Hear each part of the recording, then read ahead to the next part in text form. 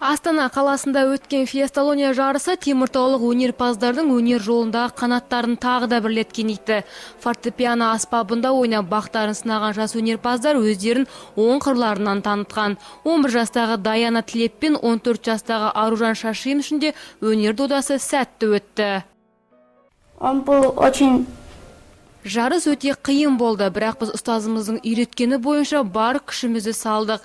Нәтижесінде мен бірінші орын алдым. Қуанышымда шек болмады. Наверное, перебороть волнение.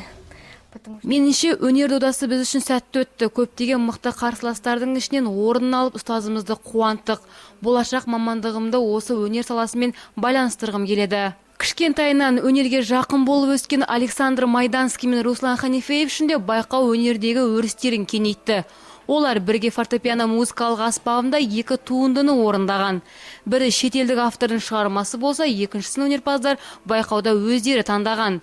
Өнерлі балалар байқаудан 2-ші орынды иеленіп қайтқан. Как особо было не особо сложно. Бар қиынды қарсыластардың көп болғанда жан-жақтан келген балаларға қарап басында қобалжыдық. Алайда біз өз туындымызды жақсы орындап шықтық деп ойлаймын. Өнер байқауында балалар 2 бөлім бойынша бақтарын сынаған. Бірінші турда арнайы берілген тапсырма бойынша өнер көрсетсе, екінші бөлімде балалар өздері таңдаған туынды бойынша аспапта ойнаған. Басысы шетелдік әділқазылар теміртаулық балалардың өнерін жоғары бағалады. Наши дети, я считаю, выступили очень достойно. Менің ойымша біздің өнерпаздар жақсы өнер көрсетті. Көптеген қарсыластардың басы озып аспапта берілген туындыны нақышына келіп ойнады.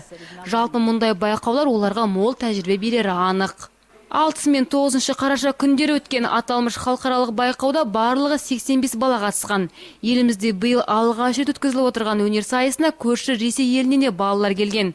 Солардың ішінде теміртаулық өрендер де биіктен көрініп, ұстаздардың үмітін ақтап қайтты. Ақерке Заирова, Евгений Ходоров, Сфера арнасы.